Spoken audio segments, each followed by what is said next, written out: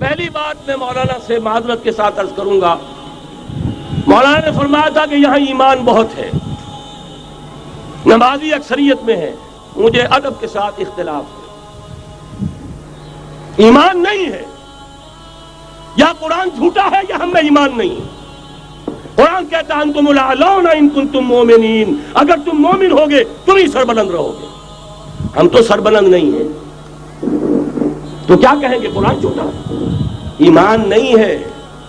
ہمیں موروثی عقائد مل گئے ہیں اپنے والدین سے، ہم by birth accident of birth مسلمان ہو گئے ہیں، ہم نے اسلام کی کوئی قیمت نہیں دی ہے، اسلام کو کوئی تکلیف جھیل کر اپنے لیے اختیار نہیں کیا ہے۔ پہلا مرحلہ ہے یا ایھا الذین آمنوا آمنوا باللہ ورسولہ والکتاب الذی نزل علی رسولہ، اے ایمان والو ایمان لاؤ۔ ایک درجے میں تو ایمان والے ہو کہ اقرار باللسان کر رہے ہو، آمنت باللہ کما ہوا باسمائہ وصفاتہ وقبلت جمیع احکامہ، اقرار باللسان وتصدیق بالقلب، آمنت باللہ وملائکتہ وکتبہ ورسلہ والقدر خیرہ وشرہ من اللہ تعالی والبعث بعد الموت۔ لیکن یہ اقرار باللسان ہے، کبھی ذرا دلوں میں جھانکو، تصدیق بالقلب ہے۔ تصدیق بالقلب ہو جائے تو زندگی کا نقشہ بدل جائے گا، سوچ بدل جائے گی، ترجیحات بدل جائیں گی۔ آج زندگی سب سے عزیز ہے، پھر شہادت کی موت اس سے کہیں زیادہ عزیز ہوگی۔ نشان مرد مومن بات گویم جو مر آیت تبسم بر لبے اوست۔ تو پہلا مرحلہ ہے ایمان کی تجدید، ایمان کو تازہ کرو، ایمان کو تازہ کرو، اور اس کے لیے منبع اور سرچشمہ قرآن حکیم۔ هو الذی ينزل علی عبدہ آیات بینات لیخرجکم من الظلمات الی النور۔ قرآن سے ہی لوگوں کو بلاؤ، تلاوت آیات کے ذریعے سے لوگوں کو کھینچو، یہ میگنیٹ ہے جو سلیم الفطرت لوگوں کو کھینچ لے گا، پھر اسی کے ذریعے سے تزکیہ کرو۔ یا ایھا الناس قد جاءتکم موعظۃ من ربکم وشفاء لما فی الصدور، تمہارے سینوں کے اندر جو روگ ہیں ان کا علاج بھی یہی قرآن ہے، پھر اسی کی تعلیم دو۔ یتلو علیہم آیاتہ ویزکیہم ویعلمہم الکتاب والحکمہ، یہ پہلا مرحلہ۔ دوسرا مرحلہ جو ایمان اپنا تازہ کر لیں، شعوری طور پر اللہ، آخرت، رسالت، قرآن، محمد الرسول اللہ کی ختم نبوت، اس پر ایمان لے آئیں شعوری طور پر، تجدید ایمان۔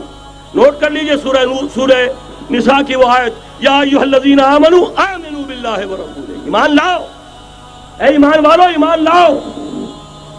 جو لوگ یہ مرحلہ طے کر لیں وہ بنیان مرصوص بنے بیعت کی بنیاد پر۔ لیکن بیعت کون سی؟ بیعت جہاد۔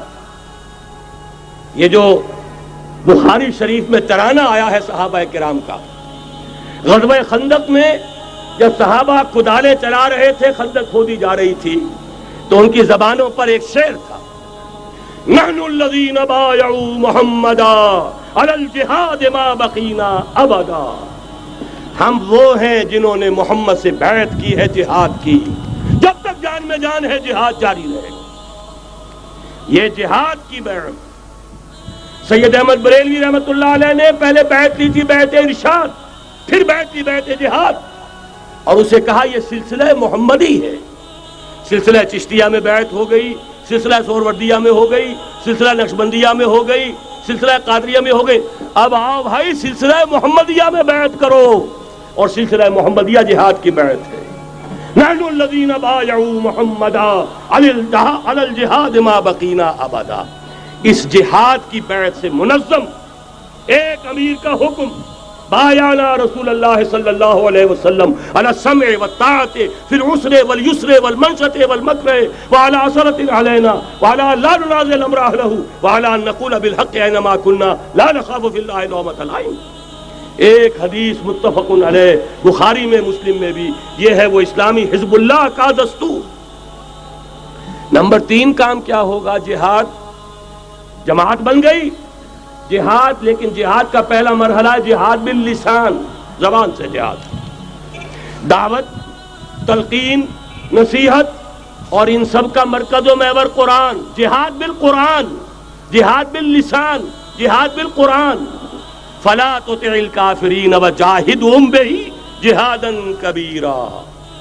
اے نبی آپ ان کافروں کی باتیں نہ سنیے، ان کے کہنے میں مت آئیے، ان سے کوئی اثر قبول نہ کیجیے، اور ان کے خلاف جہاد کرتے رہیے اس قرآن کے ذریعے سے۔ بہت بڑا جہاد 13 برس تک جہاد ہوتا رہا ہے قرآن کے ذریعے سے۔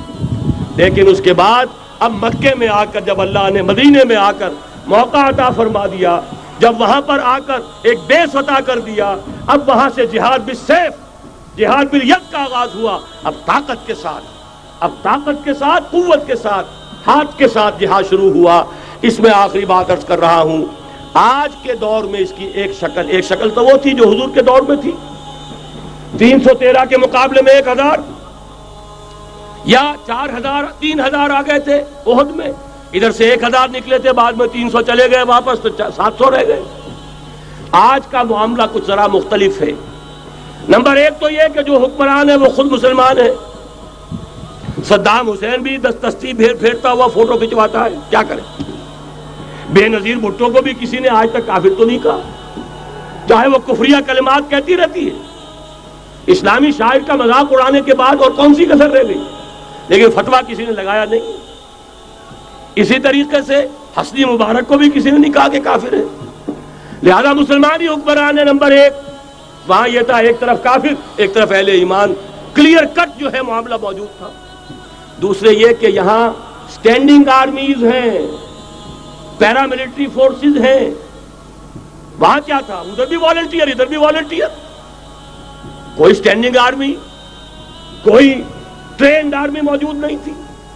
313 بھی والنٹیئر تھے، 1000 بھی والنٹیئر تھے، البتہ یہ کہ اسلحہ کا فرق تھا۔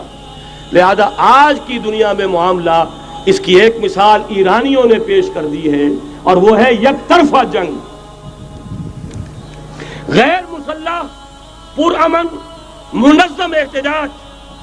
سڑکوں پر نکل آئیں گے جب طاقت ہوگی کہ اب نہیں چلنے دیں گے اس نظام کو، نہیں دیں گے ٹیکس، نہیں چلنے دیں گے ان بینکوں کو، پکیٹنگ ہوگی، گھراؤ ہوگا، نہیں چلنے دیں گے، سود حرام ہے، اللہ اور اس کے رسول کے خلاف اعلان جنگ ہے، نہیں چلنے دیں گے۔ لیکن اس کے لیے پہلے طاقت ہو، صداقت کے لیے جس دل میں مرنے کی تڑپ، پہلے اپنے پیکرے خاکی میں جان پیدا کرے۔ محمد عربی نے مکے میں نہیں شروع کر دیا تھا جہاد صلی اللہ علیہ وسلم، حالانکہ 150-200 آدمی تو وہاں بھی موجود تھے، لیکن یہ کہ نہیں، آپ حالات، عالم اسباب ہے، اس کا جائزہ لے کر کوئی قدم اٹھائیں گے۔ قرآن میں خود کہا گیا ہے، اے مسلمانوں، پہلے تم 10 پر 1 بھاری تھے، اب تمہارے اندر الآن فیکم ضعفا، اب کچھ کمزوری آ گئی ہے، اب 2 پر 1 بھاری رہے گا۔ لیکن کمزوری اسی وقت آ گئی تھی، اوسط جو ہے کم ہو گیا۔ نئے جو مسلمان ہوئے تھے ان کی وہ پختگی تو نہیں تھی جو مکے کے مہاجرین کی تھی، جو ان آزمائشوں کی بھٹیوں میں سے گزر کر آئے تھے، جو کندن بن کر نکلے تھے ان آزمائشوں کی بھٹیوں سے۔ لہذا جان لیجئے آج کے دور میں جہاد بالید یک طرفہ جنگ کی صورت میں ہوگا، اور اگر ایرانیوں نے کر کے دکھا دیا تو ڈوب کر مر جانے کا مقام ہے سنی مسلمانوں کے لیے کہ وہ نہ کر سکے۔ جب بھی میں بات کرتا ہوں کہتے ہیں یہاں نہیں ہو سکتا، کیوں؟ یہاں کوئی صاحب ایمان نہیں، یہاں کوئی صاحب غیرت نہیں، کوئی صاحب حمیت نہیں، میرے نزدیک جھوٹ ہے۔ جانے دینے کے لیے تو نظام مصطفیٰ میں بھی آ گئے تھے، نام نہاد نظام مصطفیٰ تحریک، ہر جس نظام مصطفیٰ تحریک نہیں تھی، وہ صرف بھٹو کے خلاف ایک تحریک تھی، ورنہ ولی خاں ہو، پیر پگاڑا ہو اور اصغر خان صاحب ہو، یہ نظام مصطفیٰ کے ماننے والے، قائم کرنے والے، وہ صرف بھٹو کے خلاف تحریک تھی۔ لہذا اس میں بھی مسلمانوں نے جانیں دے دی، تو اب آپ سوچئے کہ پھر کوتاہی ہماری ہے، ہم نے راستہ ان کے سامنے رکھا نہیں، بات واضح کی نہیں، لوگوں کو عمل کے لیے ابھارے، راستہ بھی تو دکھائیں۔ نمبر 1 ایمان کی تجدید بذریعہ قرآن، وہ جنس نہیں ایمان جسے لے آئیں دکانیں فلسفہ سے، ڈھونڈے سے ملے گی عاقل کو یہ قرآن کے سیپاروں میں۔ مولانا ظفر علی خاں کا ایک شعر پہلے پڑھا تھا میں نے کہ نور خدا ہے کفر کی حرکت پہ خندزن، پھونکوں سے یہ چراغ بجھایا نہ جائے گا۔ انہی کے شعر پر تقریر ختم بھی ہو رہی ہے۔ ایمان کا منبع اور سرچشمہ قرآن، وہ جنس نہیں ایمان جسے لے آئیں دکانیں فلسفہ سے، ڈھونڈے سے ملے گی عاقل کو یہ قرآن کے سیپاروں میں۔ تجدید ایمان بذریعہ قرآن، اجتماعیت بذریعہ بیعت، بیعت جہاد، بیعت سم و طاعت فی المعروف۔ نمبر 3، جب تک طاقت کافی نہیں ہے جہاد باللسان، کہو تو صحیح، یہ فحاشی خدا کے لیے ختم کرو، کہو تو صحیح اخبار والوں سے جا کر ہاتھ جوڑ کر، یہ کیا تم رنگین تصویریں شائع کرتے ہو نوجوان لڑکیوں کی، یہ کون سا تمہیں ثواب ہو رہا ہے؟ تم نے کس چیز کو ذریعہ بنایا ہے اپنی کمائی کا اور اپنی دولت کے حصول کا؟ کہو تو صحیح، نہ سنے۔ بہرحال اللہ تعالیٰ کے ہاں تمہارے کہنے کا یہ جو نہی عن المنکر باللسان ہے، تمہیں تو اجر و ثواب ملے گا۔ اور جب طاقت اتنی ہو جائے کہ ٹکر مول لینے کی پوزیشن میں ہو تو نکل آؤ، گھیراؤ کرو۔ شیعوں نے پاکستان میں بھی کر کے دکھا دیا، 50,000 نے جا کر سول سیکریٹریٹ کا گھیراؤ کر لیا۔ ابھی ماشاء اللہ جوان تھا، بوڑھا نہیں ہوا تھا، کل 3 برس، اور بڑے تنتنے کے ساتھ ضیاء الحق صاحب لے کر آئے تھے آرڈیننس، زکوٰۃ آرڈیننس۔ 50,000 نے جا کر گھیراؤ کیا۔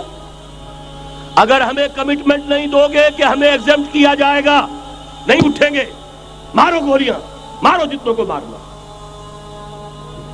چیف مارشل اللہ ایڈمنسٹریٹر کی ناک رگڑی گئی زمین میں، کمٹمنٹ دی کہ جی میں آپ کو کر دوں گا، ایگزمپٹ کر دوں گا، وعدہ ہے، تب اٹھے۔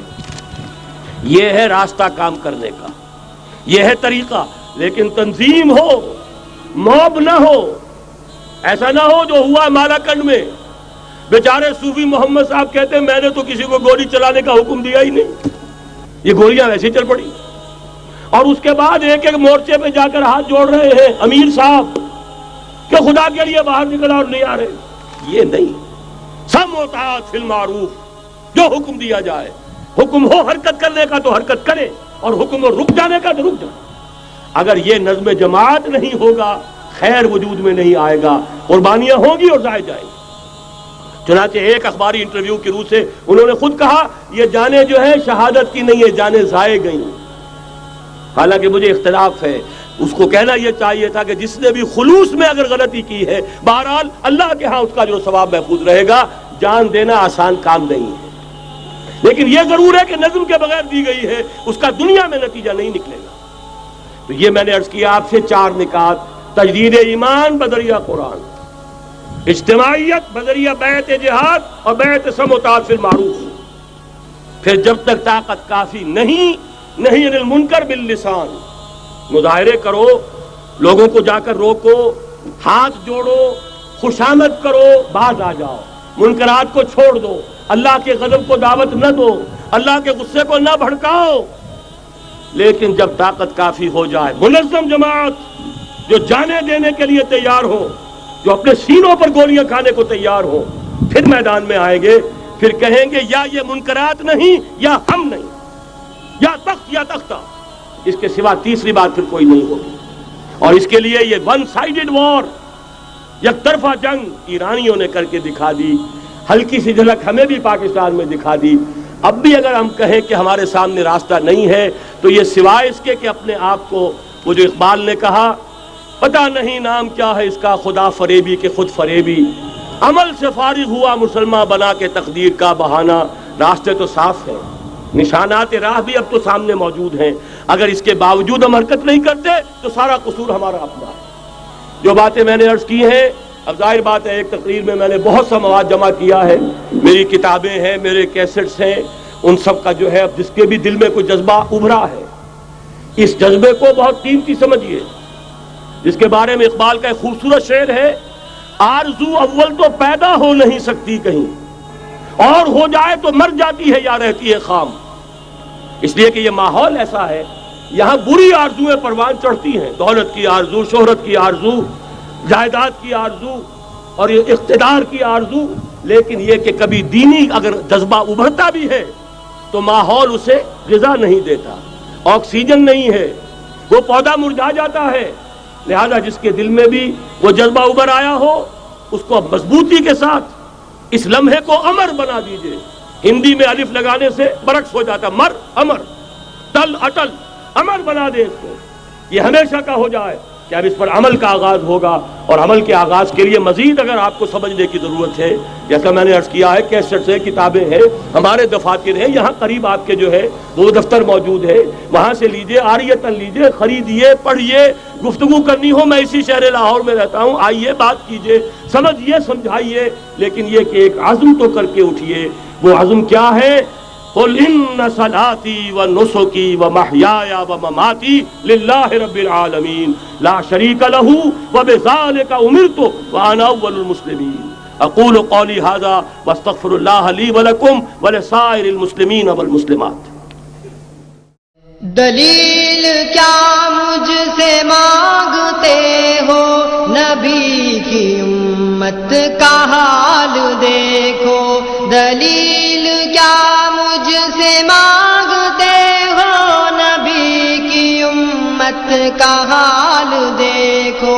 قدم گھروں سے نکالنے کا، قدم گھروں سے نکالنے کا جواز